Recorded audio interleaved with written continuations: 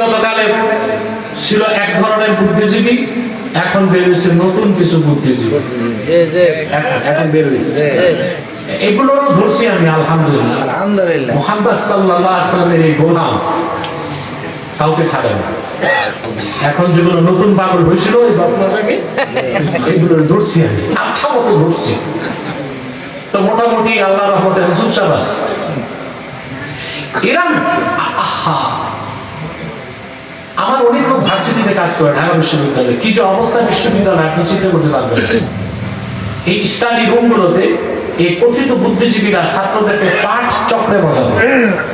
কিসে? পাঠ চক্রে বসায়। তাদের কাজই ছিল আমার গ্রাম অঞ্চল থেকে যুবক ভাই যারা কলেজ পাশ করে ভার্সিটিতে ঢুকত, ইমানের দৌলত নিয়া পাঠ চক্রের পর ইমান হারা হয়ে, মস্তিষ্ক বিষাক্ত হয়ে, এগুলো কেউ নাস্তিক হয়েছে, কেউ ব্লগার হয়েছে, কেউ পশ্চিমা দর্শনে বিশ্বাসী হয়েছে, কেউ গণতন্ত্র পূজারী হয়েছে, আর কেউ হয়েছে একেবারে জিন্দিক নাস্তিক। স্টাডি রুমে এগুলো পাঠ চক্রে বসায় বসায় নষ্ট করছে না। এই বুদ্ধিজীবীরা বলে যে ইসলামের প্যাটার্ন আছে। নাউজুবিল্লাহ বলবেন না? বলে একটা হচ্ছে রেডিক্যাল ইসলাম, আরেকটা হচ্ছে পলিটিক্যাল ইসলাম, আরেকটা হচ্ছে সুফিবাদী ইসলাম। এই কথাগুলো বলি ইমান থাকবে? ইসলামের ভাগ আছে, প্যাটার্ন আছে। আরে ভাই, মানুষ যেটা বানায় ওটার না ডিজাইন থাকে, প্যাটার্ন থাকে। একটা হচ্ছে একটা ভালো। ইসলাম কি মানুষের বানানো না আল্লাহর প্রেরিত? ইসলাম পূর্ণাঙ্গ জীবন বিধান। মুহাম্মদ সাল্লাল্লাহু আলাইহি ওয়াসাল্লামের মাধ্যমে আল্লাহ যে ইসলামকে পরিপূর্ণ করেছেন, এই ইসলাম হচ্ছে চেরাগে মুহাম্মাদি।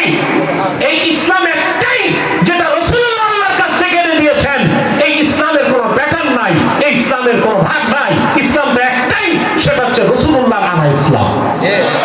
এর বাইরে কোনো ইসলাম নাই।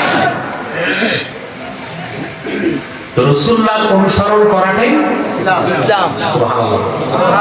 রাসূলুল্লাহর অনুসরণের বাইরে কোনো ইসলাম নাই। রাসূলুল্লাহর অনুসরণ, রাসূলুল্লাহর সিদ্ধান্ত বা হুকুম মানার গুরুত্ব কি আমি একটা দলিল দিচ্ছি। সহিহ বুখারী 2য় খণ্ড কিতাবুত তাফসীর, বাবু ফাজলি ফাতিহাতুল কিতাব, এই পরিচ্ছেদে হাদিসটা আছে। পুরো হাদিসটা যদি কেউ দেখতে চান, আমার লেখা নির্বাচিত তাফসীর প্রথম খণ্ড সূরা ফাতিহার তাফসীর, ওটা পড়বেন। আছে আজকে